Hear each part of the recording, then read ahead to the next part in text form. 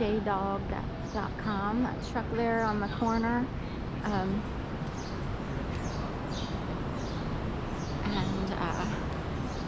they're around a lot. They pick up junk, I guess. So, J-Dog, can I pet that dog? I keep thinking of that video. Every once in a while it resurfaces, but it's a viral video. There's two versions. One person claims to be the original, but in both cases they're toddlers saying, can I pet that dog? And I thought they were saying, can I pet your dog? Can I pet your dog? But you can't help but sort of laugh and, you know, find it funny and cute. Can I pet that dog?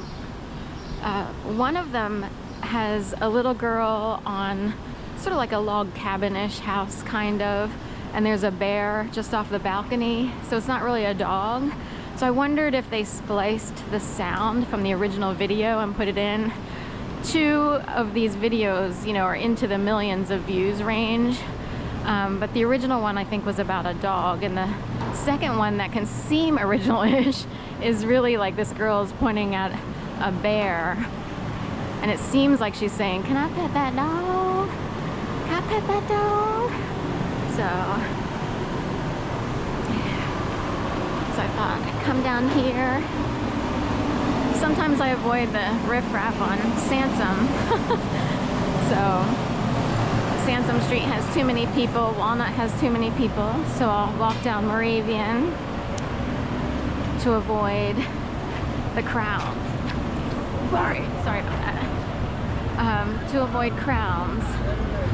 So it's Thursday, it's that time of year when a lot of people are doing stuff, celebrations, graduations, and the streets get more crowded. I could do Walnut here. I don't always love going out of the lobby in my apartment building, so I come out the side, back door, if you will. It's really the side of the building, and I don't love dealing with all kinds of activity all the time when I go through the lobby.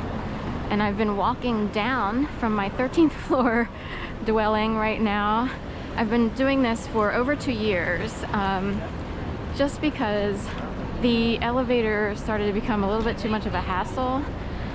So I don't mind walking down. It keeps me active anyway, and I avoid feeling claustrophobic or weirded out by some people on the elevator. Of course, when I get back, you know, I need to take the elevator up. I could walk up, but, you know, it's been a while since I've done cardiovascular, and yoga became my jam, so climbing up to the 13th floor, even if you're, you know, a marathon runner, can still be a little bit of a hassle. Too much of a workout when you don't want to have a workout. So I do wait for the elevator when I return and have to go back up to the 13th floor. So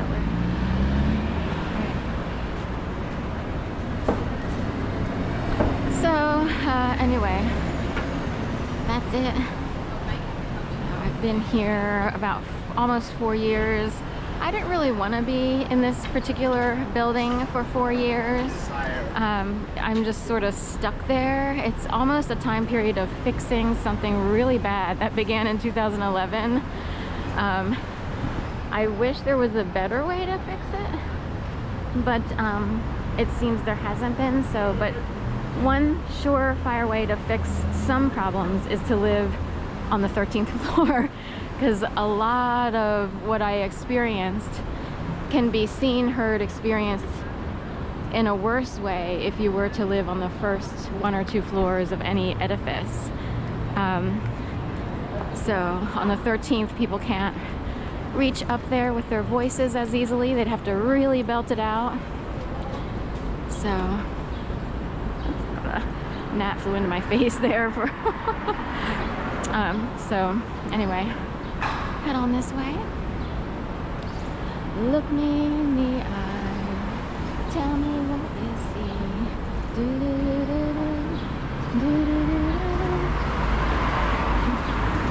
I always wondered what there's a thing up there. I don't know if it's an ad agency or similar, but it says Kitten Milk along with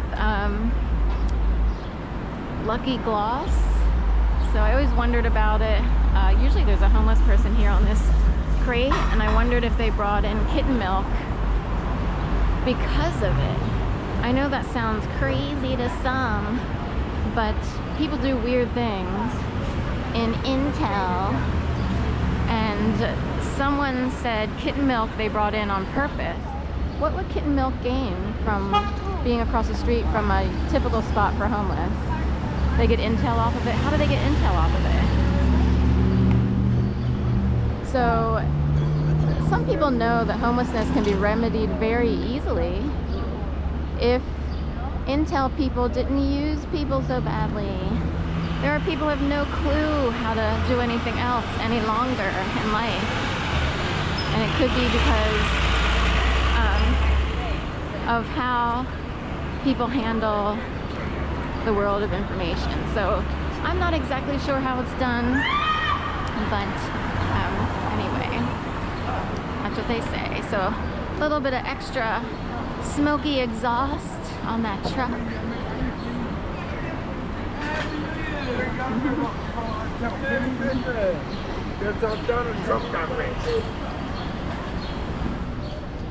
The world's greatest modular sofa, 7th Avenue.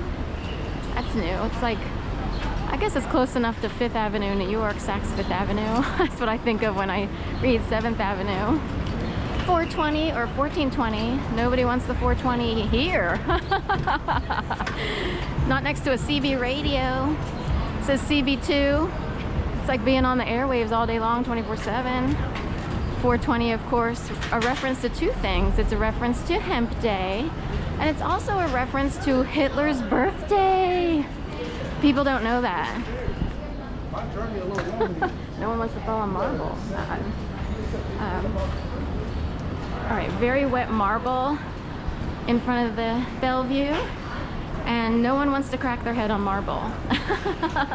Trust me on that one. So here we go again. I don't have the best shoes on, so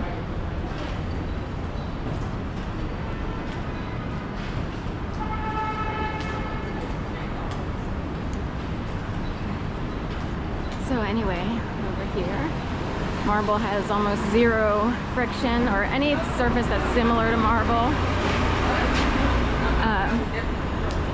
So I think here they just sort of did a power washing of the Bellevue. The Bellevue reminds me of a mental hospital in Delaware. I don't love the name the Bellevue because of that. So I'm wondering why it's called the Bellevue. Aww. University, well, this is Avenue of the Arts. University Arts, oh God, oh my God. Closed, lost its accreditation for some reason. I find that really odd and bizarre because it was here for so many years. Temple took over the ballet studio, dance studio. So at night, that building over there would be pretty neat to see people dancing and everything. We have walkers, we have motorcycles, everybody's risking it all, almost